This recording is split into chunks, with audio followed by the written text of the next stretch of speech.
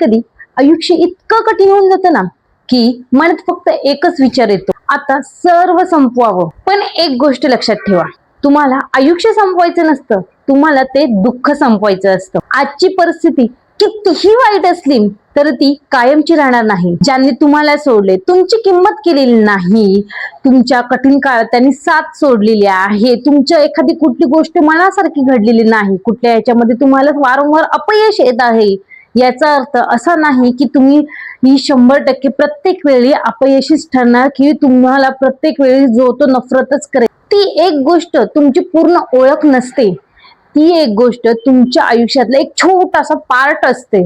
तुमचं आयुष्य खूप मोठं असतं, खूप साऱ्या गोष्टी असतात आयुष्य जगण्याच्या मोटिव्हसाठी, पण तुम्ही त्या एका छोट्याशा गोष्टीसाठी तुमच्या मनामध्ये हा विचार आणता की आता माझं जगण्याची इच्छा संपली, मला स्वतःला संपून टाकूया.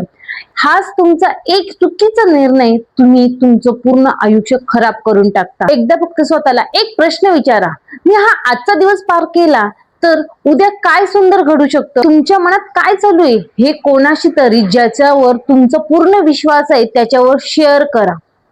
आणि हा, तुमच्या आयुष्यामध्ये खूपच प्रॉब्लेम असतील ना, तर ना थोडं थांबा, थोडे रडा, पण स्वतःला गमावून बसू नका.